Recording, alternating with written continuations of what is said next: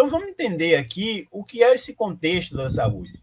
Lá na antiguidade, a saúde ela tinha um cunho muito mais filosófico, aprofundado na relação desse homem com a natureza, e nós entendemos essa ideia de saúde como uma saúde baseada na condição filosófica metafísica, porque muita coisa que se entendia da saúde não estava sob a condição dos olhos humanos.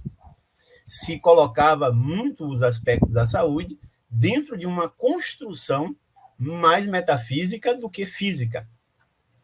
E aí a gente vai entendendo um pouco dessa condição de estar sob a condição dos olhos humanos.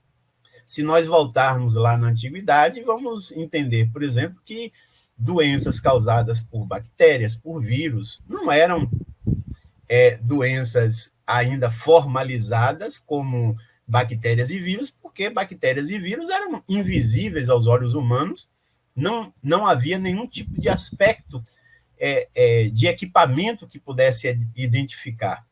Então, claro, alguém que morresse com um processo de infecção muito forte ia se dar conta ali e conceitos de saúde extremamente intangíveis.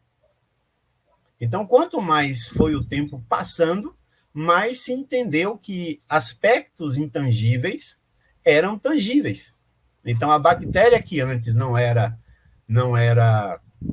identificada, era intangível, hoje a bactéria ela é identificada e ela é concreta, ela é tangível.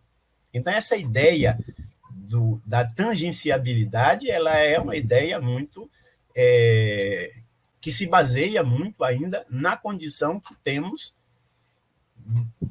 dos equipamentos que nos fazem entender como aquilo se processa. A saúde moderna, ela traz uma ideia muito materialista, ou seja, a condição dos compêndios médicos, eles ganham uma dimensão muito grande porque o processo de adoecimento ele tinha uma descrição material. Então, a doença ela ganhava uma descrição, essa descrição do processo de adoecimento ganhava uma materialidade, ou seja, o indivíduo adoece por conta desse processo. Então, isso traz uma condição de poder tangenciar aquele determinado cenário. Então, essa ideia mais materialista, ela traz um foco para a saúde muito mais naquilo que se pode ver e naquilo que se pode tangenciar, naquilo que se pode medir. Então, se não pode medir, não pode ser considerado. Por isso que a ideia de uma emoção, um sentimento causando um adoecimento, até hoje, para a própria ciência ocidental, ainda é algo extremamente complexo para se admitir. Então, uma emoção adoecendo uma fisiologia, um corpo, ainda é uma ideia meio que irreal para a ciência moderna. A saúde contemporânea, que é aquilo que nós evidenciamos hoje, né? Vamos entender que as evidências materiais elas se chocam com as evidências bioenergéticas. Ou seja, hoje, por exemplo, a própria Organização Mundial de Saúde ela já entende processos como a medicina chinesa, o Qigong, por exemplo, que é um dos aspectos da medicina chinesa, como um fato. E o que é que quer dizer isso? Quer dizer que essas evidências bioenergéticas, que há um tempo atrás não eram evidenciadas e tangenciadas, hoje essas ideias já são evidenciadas e tangenciadas. Então, hoje nós podemos, claro, perdendo muito do aspecto subjetivo ainda e do aspecto mais amplo da medicina chinesa, nós conseguimos tangenciar e, de forma concreta, mostrar a relação entre um adoecimento e uma determinada síndrome.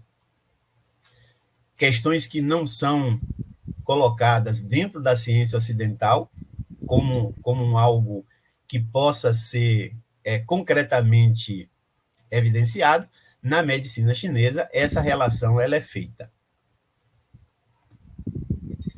E por que a medicina chinesa, com sua abstração e concretude simultâneas, é a que se sustenta, apesar de tantas mudanças de pensamento, até a contemporaneidade? Vamos pensar nisso que nós falamos até agora.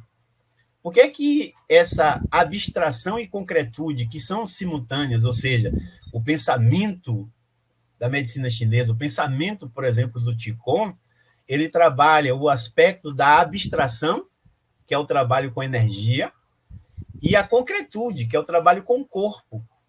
Então, a relação do corpo e da energia movimentando uma fisiologia, fazendo com que ela tenha equilíbrio ou desequilíbrio.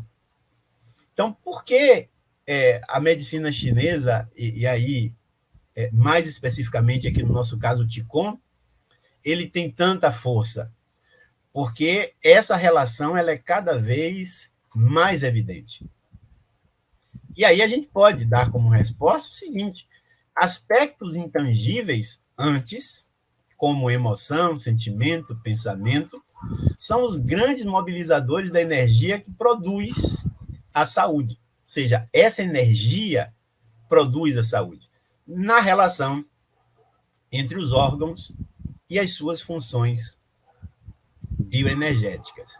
Essa ideia da função bioenergética que o corpo tem e que, ao ser quebrada, causa desequilíbrios, é a nossa principal ideia para avançarmos para os próximos passos, para o entendimento de por que este Qigong ele é a base, o fundamento principal de uma manutenção em longo prazo da saúde.